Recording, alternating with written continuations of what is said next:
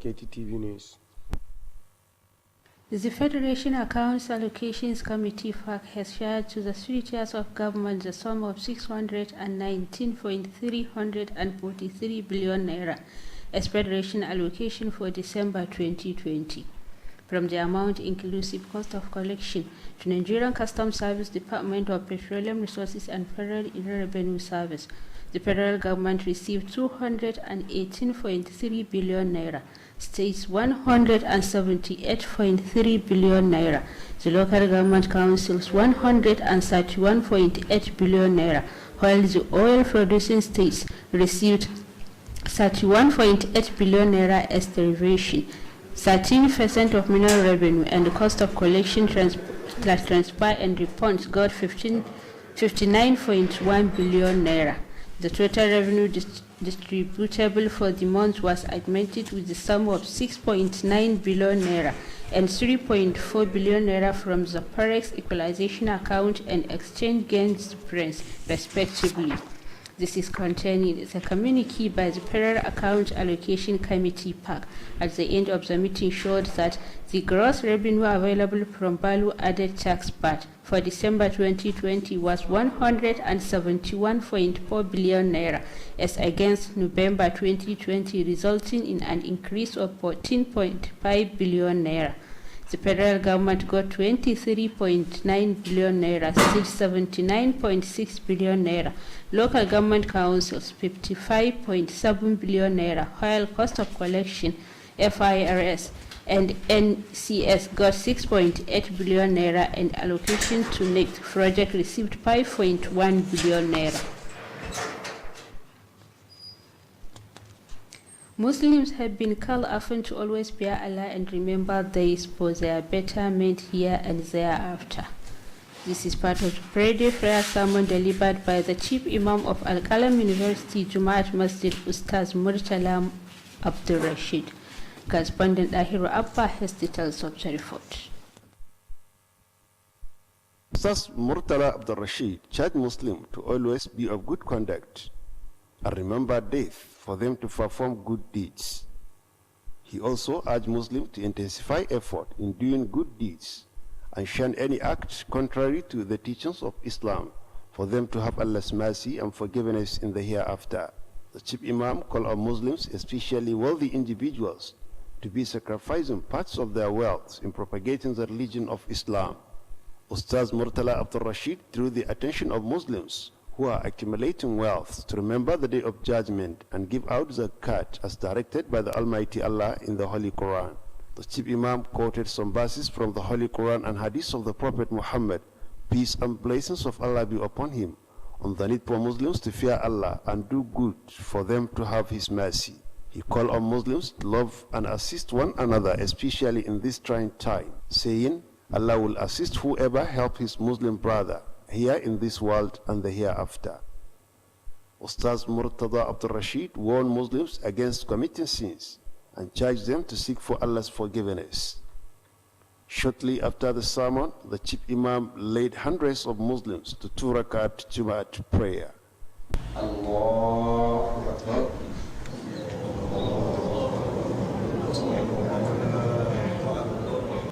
Alhamdulillahi Rabbil Alameen.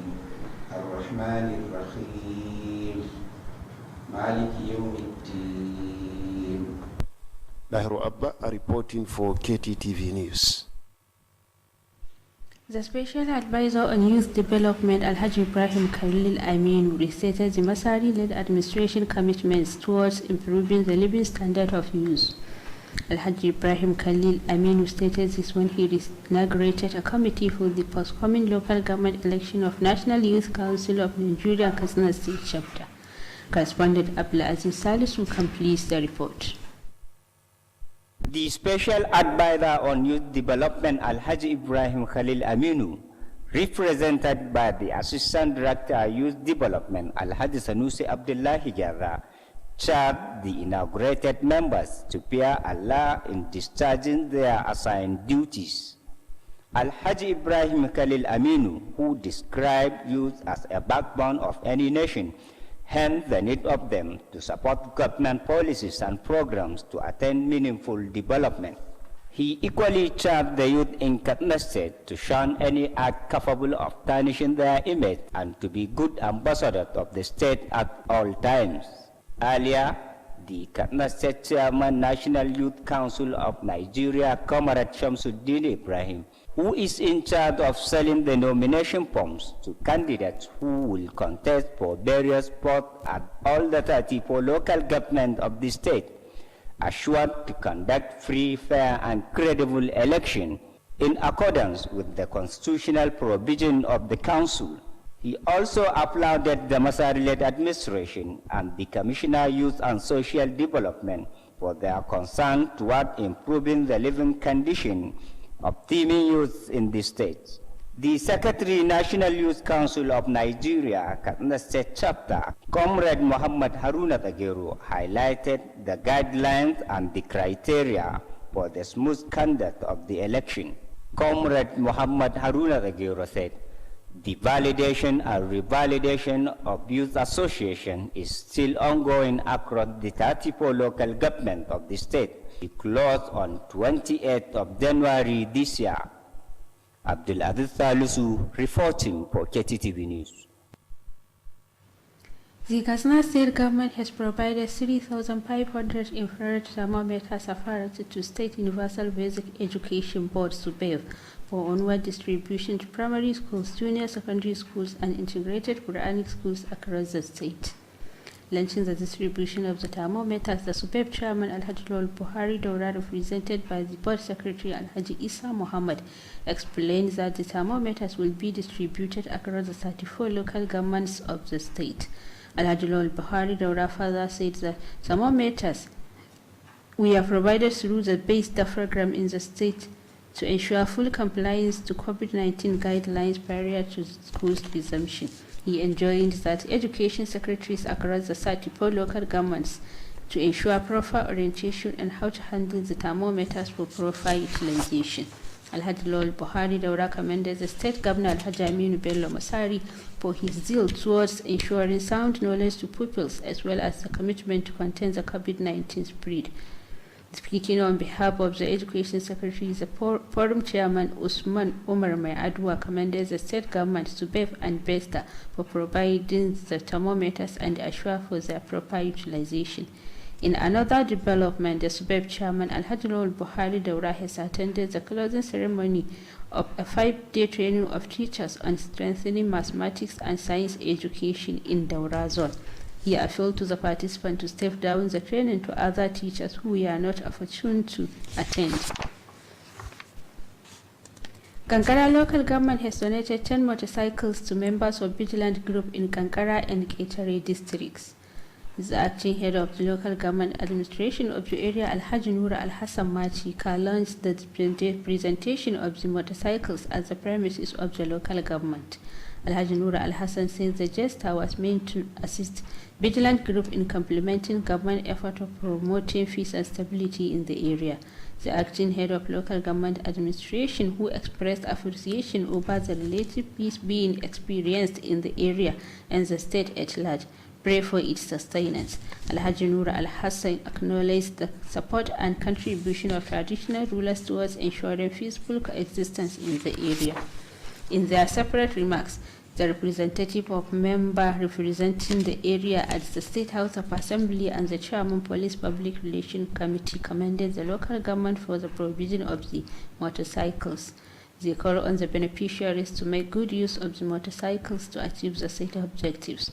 Other speakers at the occasion include the Kanwan Katsina District Head of Kttv, Alhaji Usman Bello Kankara, and the representative of Sarkin Pawan Katsina District Head of Kankara. President Muhammadu Buhari has approved 6.45 billion naira for the setting up of gas plants in 38 locations nationwide to enhance treatment of COVID-19 patients who need oxygen. This was disclosed by the Minister of Finance Zainab Ahmad at the first National Economic Council meeting of the year, presided over by Vice President Yemi Osinbajo. The Finance Minister Zainab Ahmad says the approval for the release of the fund for the production of oxygen was necessitated by the increased number of patients needed oxygen due to the surge in coronavirus infection in Nigeria. Similarly, the Health Minister Osagi Ehanye said equal to Buhari's decision to activate the Basic Healthcare Provision Funds based on the National Healthcare Act, 55.1 billion naira was approved in 2018, and that of 50% of the sum had since been released to the states and the FCT. That was the Kttv News tonight. Thanks for watching, and stay tuned for the Hausa version.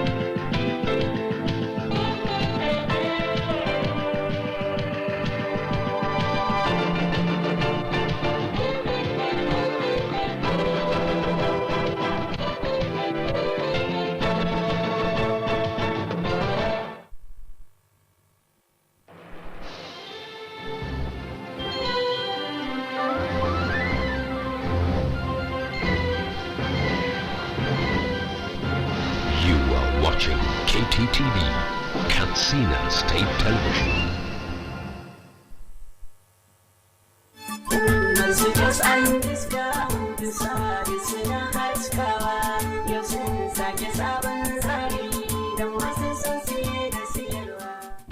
Masu iya magana suka ce na zaune dai bai ga gari ba, kuma idan baka san gari ba to saurari daka. Ma'abota son ingantattun kayan fanuca na ɗaki ko ofis to albishirinku. Omar Stores Shopping Mall ɗaya tamkar da goma. Idan ana magana wurin da ake samun kaya masu aminci na fanuca, tuni sun yi zarra a wannan harkai. Domin a wurin Umar Stores ake samun kujerun alfarma da gadaje da duniya ke yayi, irin na ƙasashen ƙetare, kamar na ƙasar Saudiya, Dubai, China, Italy da ƙasar Turkiya, irin su Queen's Bed, Angel Bed, Diamond Bed, Blue Dreams da kuma King's Bed. A bangaren kujeru kuwa idanuwan ku sune shaida, domin muna da su nau'i.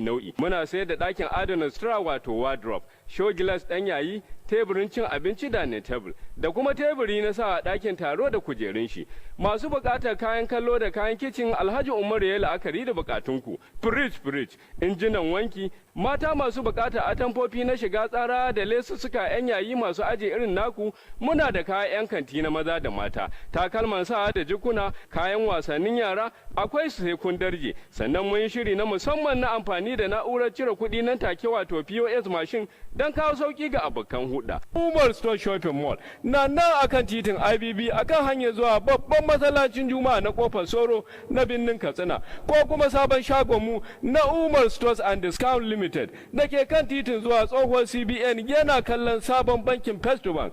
Umar Store Shopping Mall, ku zo da alheri ku tafi da alheri.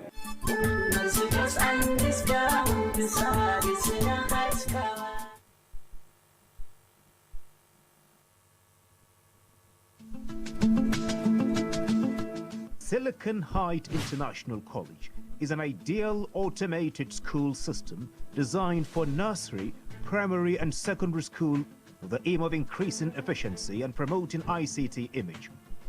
Silicon Heights International College, Katsina, is a center of academic excellence. It offers your children a conducive atmosphere for learning. The college has highly educated and experienced teachers with modern teaching aids in order to provide a veritable e-learning platform to our youths with a vision of developing functional digital skills through computer-based tests, PC tablets.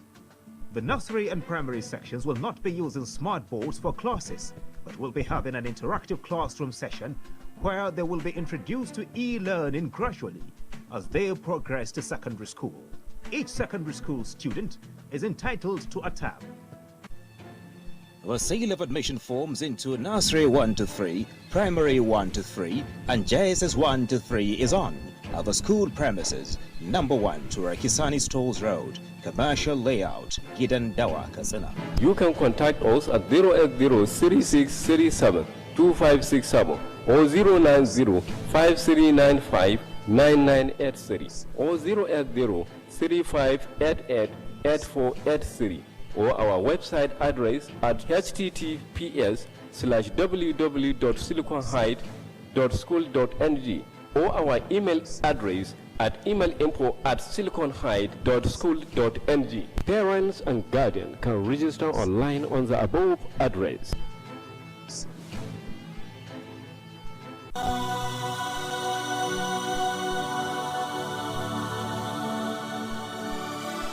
Hukumar tara kudaden shiga ta jihar Katsina State Board of Internal Revenue na yin kira ga masu ababen hawa, motoci, babura da 'yan kurkura waɗanda ba su yi wa ababen hawan nasu rijistar lamba, lasisi da sauran takardun ababen hawa ba, da su hamzarta zuwa ɗaya daga cikin ofisoshin hukumar da ke sassan jihar nan daban-daban ko kuma ban ofishin hukumar da ke nan Katsina domin sabunta takardun ababen hawan nasu. Domin kuwa hukumar tara kudaden shiga ta jihar Katsina za ta fara aikin binciken takardun ababen hawa a dukkan fadin jihar nan daga ranar 1 ga watan Fabrairu na wannan shekara da muke ciki.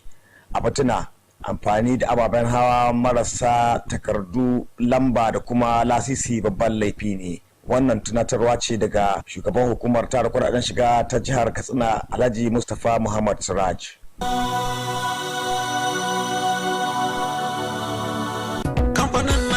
Sai bencin zanje kwasar gara basa kamfanin da ya zarce dukkan sauragun sauki da albarka. Alamun ci gaba yakan fara ne daga ɗaukan matakan kwarai. Al-Music Ventures, kamfanin sauki da rangwame na Alhaji Musa Ibrahim Captain. Muna muku albishir da cewa mun tanadar muku da kayayyakin masarufi iri daban-daban don masu buƙatar saye kaɗan ko sari. Waɗanda suka hada da shinkafa irin tamu gida mai suna Jamila. Da ta kamfanin Adosa muna da fulawa iri daban-daban, sukari na buhunna, gishiri saman bita, indomie, taliya da makaroni namu na gida. Al-Music Ventures na sayar da nau'in dunkulen magi kala-kala, madara da sauran kayan shayi, complex, biskit na kwali, lemunan sha na roba da na kwali, sabulan wanki da na wanka masu kamshi da kwantar da zuciya. Al-Music Ventures mun tanadar muku da wurin aje ababen hawa wadatacce gami da matakan tsaro na musamman. Al-Music Ventures na godiya ta musamman ga daukacin jama'a da suka zo wurin mu don sayan kaya da masu saida musu. Allah ya bar zumunci, amin. Kada ku manta, Al-Music Ventures muna nan a sabon wurin mu na aje kayayyaki wato waya house. Idan kun shawo bayan gidan man dan tukura, tsohuwar yan katako akan hanyar ku ta zuwa Kobran Dorowa. Al-Music Ventures muna maraba da kowa da kowa, sai kun zo.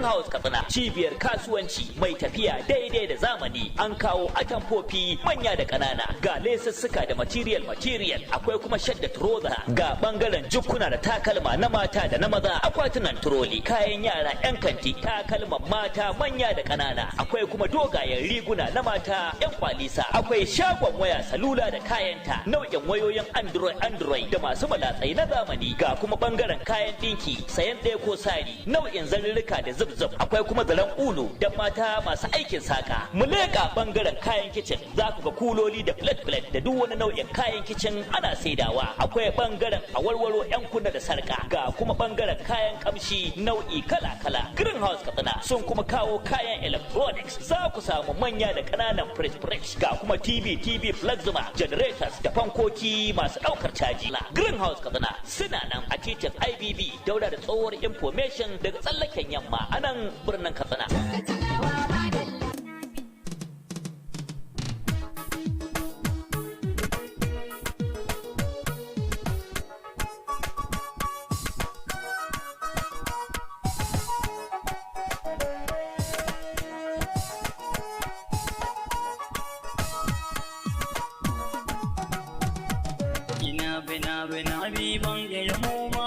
Sha take Kttv gyare-gyaren da kai mana mun gode kuma na mi na masali. Na bi ban ka yau ba da sha take Kttv gyare-gyaren da kai mana mun gode kuma na amina masali. Na bi ban ka yau ba da sha take Kttv gyare-gyaren da kai mana mun gode kuma na amina masali.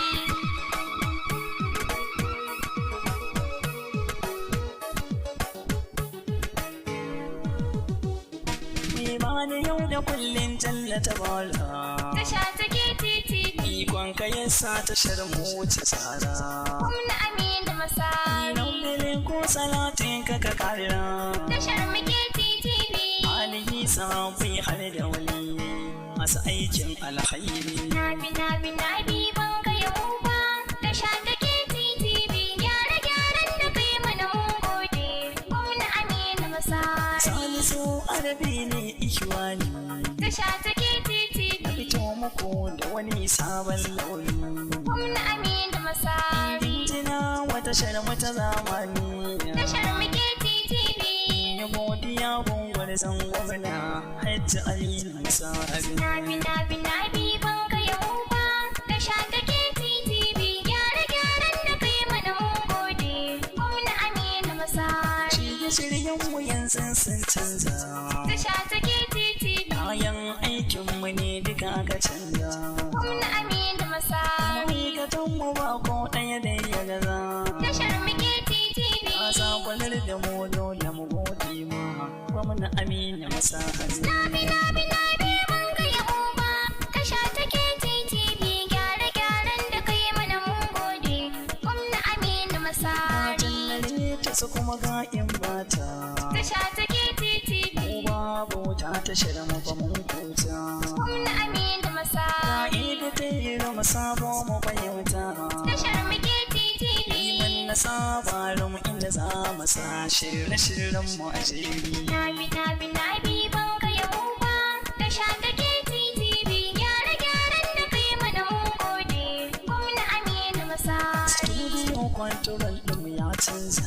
Da sha take Kttv. Sibarin aka yi mana mun canza. Gwamna Aminu Masari. Shirye-shirye mu jera sama marza. Da sharmuke Kttv. Ɗaya bayan ɗaya sai tsohon ku masu kallo da saurari. Nabi ban ka yabo ba da sha take Kttv gyare-gyaren da kai mana mun gode. Gwamna Aminu Masari. Sun shirya mu ɗan mu ya burgi. Da sha take Kttv. Ma'aikata na studio sun dayi. Gwamna Aminu Masari. Injiniyoyin mu ba mu da mai wani. Da sharmuke Kttv. Ma'aikatan mu na nuna kulawa ga aikin alkhairi. Nabi ban ka yabo ba da sha take Kttv gyare-gyaren da kai mana mun gode. Gwamna Aminu Masari.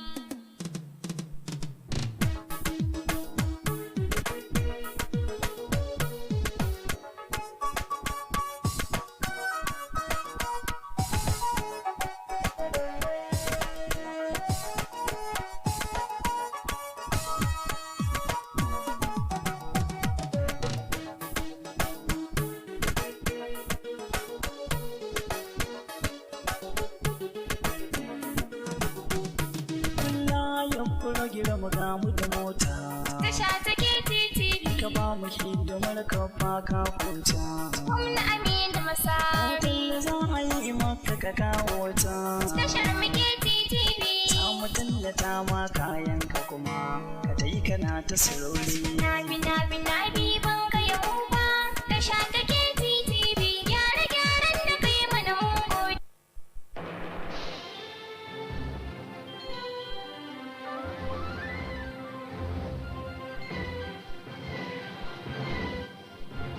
You are watching Kttv, Katsina State Television.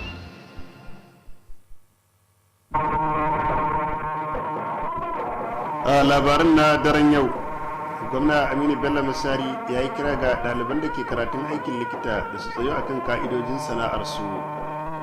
Wani malamin addinin Islama ya yi kira ga musulmi da su ji tsoron Allah su kuma tuna da mutuwa. Karamar hukumar Kankara ta bayar da tallafi ga ƙungiyar 'yan sintiri domin inganta tsaro.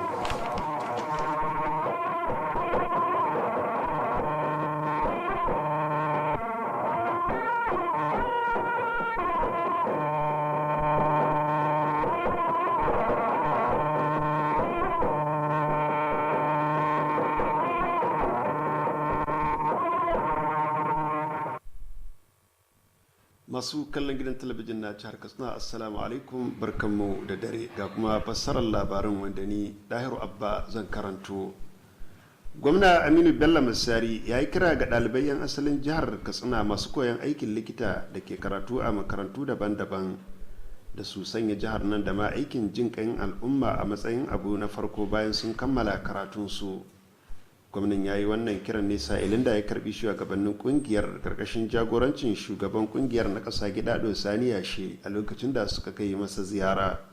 Wakilinmu a gidan gwamnati Sufiyanu Musa na dauke da ci gaban rahoton. Gwamna Aminu Bello Masari ya tunatar da su da su zama mutane masu kima su kuma fuskanci karatunsu yadda ya kamata domin su cimma nasara. Alhaji Aminu Bello Masari ya yi kira ga ɗaliban waɗanda suka sanya hannu a kan yarjejeniya da gwamnatin jiha da su tabbatar cewa sun cika wannan alkawali da aka yi da su bayan sun kammala karatunsu ta hanyar yin aiki a jihar nan domin su ciyar da harkar kula da lafiya zuwa gaba. Ya kuma bayyana cewa aiki a jihar nan ko shakka babu zai kara masu kwarewa, sannan kuma za su bayar da gudunmuwarsu wajen ci gaban harkar kula da lafiya. Gwamna Aminu Bello Masari ya kuma yi kira ga ɗaliban da su yi aikin su na bayar da tallafin kula da lafiya a jihar nan a mamadin zuwa waɗansu wurare, inda ya bayyana cewa jami'ar Umar Musa Yar'adua za ta fara gudanar da kwas ɗin aikin likita a wannan shekara. Gwamnan ya bayar da tabbacin cewa zai yi ƙoƙari ya duba roƙon da suka yi na samar masu da abin hawa domin su gudanar da ayyukansu yadda ya kamata. Tun da farko shugaban ƙungiyar na jiha Gidado Sani Yashe ya yi ba da ƙoƙarin gwamnatin jiha na biyan su alawus kan lokaci. Shugaban ƙungiyar ya kuma bayani wa tsawo akan aikace-aikacen ƙungiyar wanda ya haɗa da bayar da harkar kula da lafiya ta tafi da gidanka, shirya lakca ta shawarwari ga ɗalibai da kuma laccoci akan harkar kula da lafiya, kai ziyara a gidajen yari da kuma gidajen marayu.